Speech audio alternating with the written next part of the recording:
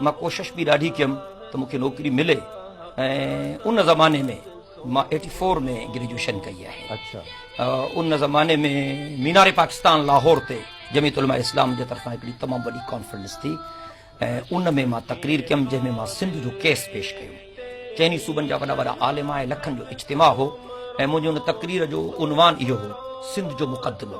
उन ज़माने में हनीफ रामे हिकिड़ो किताबु लिखियो पंजाब का मुक़दमा ऐं उन में हुन तमामु वॾी ज़्यादती कई ऐं उन इहो साबित कयो त शायदि सभ खां वधीक मज़लूम पंजाब आहे। हालांकि हक़ीक़त इहा आहे त सभ खां वॾो ज़ालिम पंजाब आहे ऐं असां सां वधीक ज़्यादतियूं थियूं आहिनि, लेकिन हुन तस्वीर जो हिकिड़ो अहिड़ो रुख़ माण्हुनि जे साम्हूं पेश करण जी कोशिशि कई जंहिंमें हुन मज़लूम खे ज़ालिम करार ॾियण जी कोशिशि कई ऐं ज़ालिम खे मज़लूम करार ॾियण जी कोशिशि कई।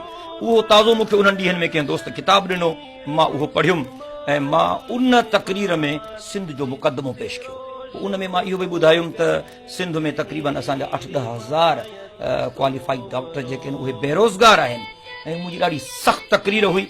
उन खां पोइ महीने जे अंदरि मूंखे घर वेठे ऑर्डर मिलियो त तव्हां जना इस्पताल में तव्हांखे असां मेडिकल ऑफिसर करे रखूं था ऐं तव्हां अचो।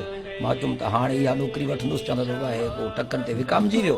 बसि पोइ मूंखे मुंहिंजे ज़मीर इजाज़त कोन ॾिनी ऐं पोइ मुंहिंजी डॉक्टरी रहिजी वई ऐं हाणे मां हिन दीनी फील्ड खे वाबस्तगी कंहिंसां हुजे या न हुजे, हर कंहिंजो दीन धर्म पंहिंजो आहे ऐं हर को पंहिंजे अलाह खे वञी पाण जवाबु ॾींदो। मां मज़हबी बुनियादनि ते शिदत जो क़ाइल कोन आहियां ऐं जेकॾहिं को प्रीच करे थो या तबलीग करे थो या वाइज़ करे थो या तकरीर करे थो त उनजे मथां फ़र्ज़ु आहे त उहो मुहबत सां ॻाल्हाए, गंदी ॿोली इस्तेमालु न करे। असां वटि जेके मज़हबी जहिड़ा थियनि था उनजो बुनियाद बि इहो आहे जो 99% मज़हबी अॻवान अणपढ़ियल वेली। हा बिल्कुलु। जेकॾहिं तव्हां कॾहिं का जांच बि कई आहे त जंहिं इमाम जे करे तव्हां निमाज़ पढ़ो था इहो वाक़ई कुझु पढ़ियल कढ़ियल बि आहे तव्हांजे लाइ त हर ॾाढ़ीअ वारो सर्टिफाइड